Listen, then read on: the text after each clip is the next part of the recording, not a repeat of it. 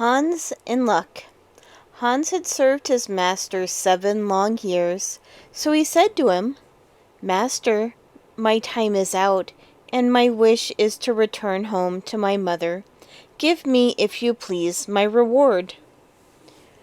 The master answered, "Thou hast truly and faithfully served me. As the service was, so shall the reward be."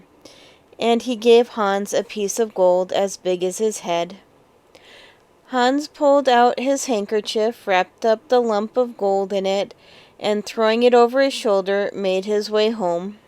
As he went on his way, always putting one foot before the other, he met a man galloping briskly along on a fine horse.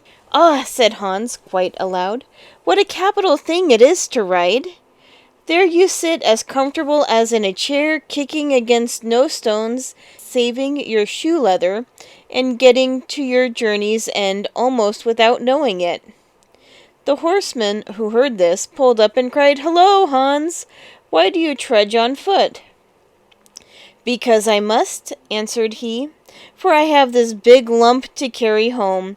It is real gold, you know, but all the same I can scarcely hold up my head, it weighs so terribly on my shoulders." "I'll tell you what," said the horseman, "we'll just exchange. I'll give you my horse, and you give me your lump of gold." "With all my heart," said Hans, "but I warn you, you'll have a job to carry it." The horseman dismounted, took the gold, and helped Hans up, and giving the bridle into his hand, said, "If you want him to go at full speed, you must cluck your tongue and cry, 'Cut.'" Hans was heartily delighted as he sat on his horse and rode gaily along. After a while he fancied he would like to go faster, so he began to cluck his tongue and cry. The horse broke into a smart trot, and before Hans was aware he was thrown off, splash, into a ditch which divided the highway from the fields, and there he lay. The horse, too, would have run away had it not been stopped by a peasant, as he came along the road, driving his cow before him.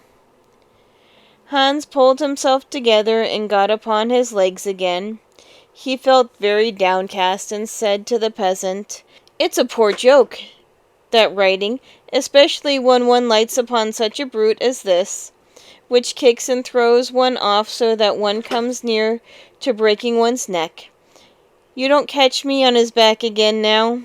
There's more sense in a cow like yours, behind which you can walk in peace and quietness, besides having your butter, milk, and cheese every morning for certain. What would I not give for such a cow?" "Well," said the peasant, "if it would give you so much pleasure, I will exchange my cow for your horse." Hans gladly consented, and the peasant flung himself onto the horse and rode quickly off.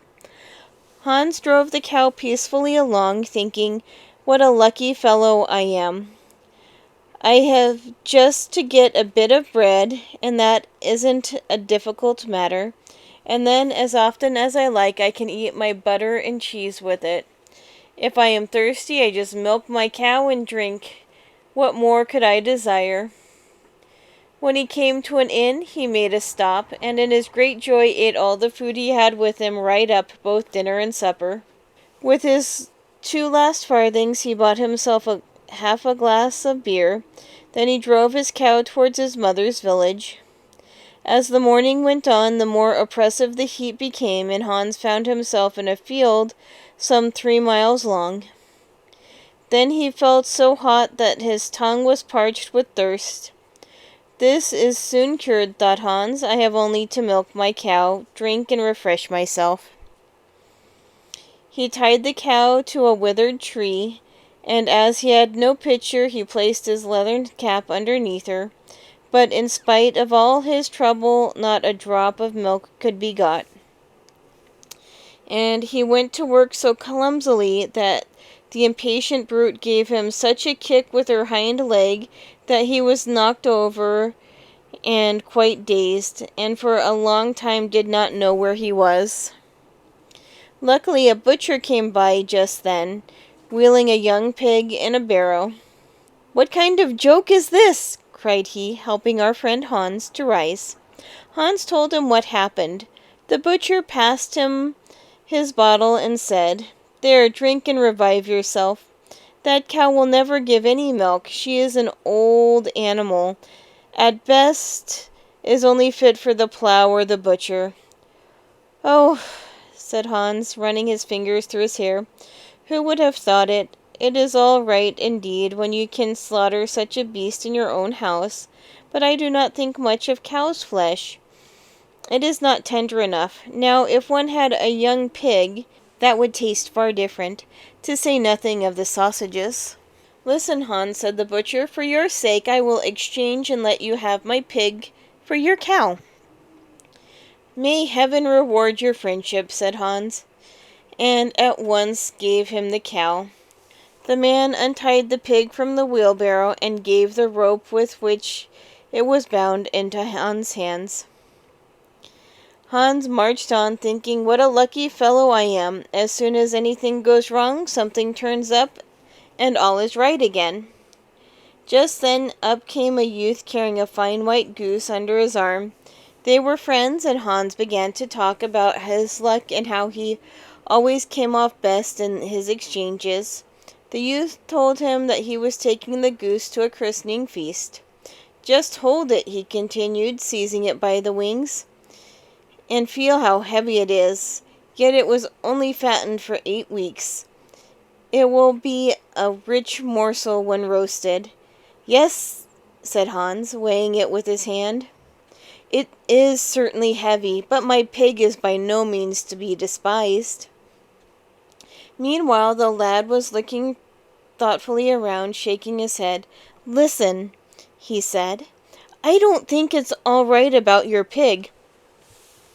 In the village I have just come through, one has lately been stolen from the magistrate's own sty. I fear it is the one you have. They have sent people out, and it would be a bad business if they found you with the pig. The least they would do would be to throw you into jail. Our friend Hans was downcast. Alas, he cried, help me in my need. You know your way here better than I. Take my pig, then, and give me your goose. I shall be running great risks, said the youth, but at least I will prevent your getting into trouble. He took the rope in his hand and drove the pig quickly away, down by a path, and Hans went on, relieved of his sorrow, towards home, with the goose under his arm. What a lucky fellow I am, he said to himself. First I shall have a good roast, then there is the quantity of dripping that will fall out, which will keep me in bread and dripping for a quarter of a year, and lastly the splendid white feathers, with which I will have my pillow stuffed. Then I shall fall asleep without rocking. How glad my mother will be. When he was at length come to the village, there stood in the street a scissors grinder with his truck. His wheel hummed, and he sang the while, My wheel I turn, and the scissors I grind, and my cloak hangs flowing free in the wind. Hans remained standing and watched him. At length he spoke to him and said, You must be doing well, since you are so merry over your grinding. Yes, said the scissors grinder, the work has gold at the bottom of it. A proper scissors grinder is the sort of man who, whenever he puts his hand in his pocket, finds money there. But where have you bought that fine goose? I did not buy it, but exchanged it for my pig. And the pig, I obtained him for a cow. And the cow? I had her for a horse. And the horse? For him I gave a lump of gold as big as my head. And the gold? Why, that was my reward for 7 years of service. You have certainly done well for yourself each time, said the scissors grinder. If you could only hear money rattling in your pocket every time you got up, your fortune would be made. How shall I set about it? Said Hans. You must become a grinder like me. All you want is a grindstone. The rest comes of itself. I have one which is a little damaged indeed, but for which I would ask nothing more than your goose. Would that suit you? "How can you ask me?" answered Hans. "I shall be the luckiest fellow on earth if I have money as often as I feel in my pocket. What else shall I have to care about?" And he handed over the goose and took the grindstone in receipt. "Now," said the grinder, lifting up an ordinary heavy fieldstone which lay beside him, "there you have a capital stone which will be just the thing to hammer your old nail straight upon. Take it and lift it up carefully." Hans raised the stone and marched on with a joyful heart, his eyes shining with pleasure. "I must have been born lucky," he cried out. "All that I desire comes to me as to a Sunday child." Meanwhile, having been on his legs since daybreak, he began to feel tired, besides which he was tormented by hunger, for he had eaten up all his provisions in his joy over the exchange of the cow. At length he could only proceed with great trouble, and must needs stop every minute. The stones, too, crushed him terribly. Then he could not conceal the thought, how nice it would be now to have nothing to carry.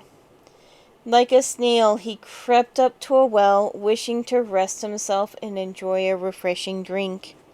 In order not to spoil the stones in setting them down, he laid them carefully on the ground, one beside the other, and bent himself down to drink. But by an accident he gave them a little push, and both stones went splashing down. Hans, when he saw them sinking into the depths of the well, jumped up with joy, kneeling down, and thanked God with tears in his eyes that he had shown him this grace, and without troubling him to think what to do with them, he had relieved him of the heavy stones which would have been such a hindrance to him. "There is no man under the sun," he cried out, "so lucky as I." With a bright heart and free from all care, he sprang upon his way until he was home at his mother's.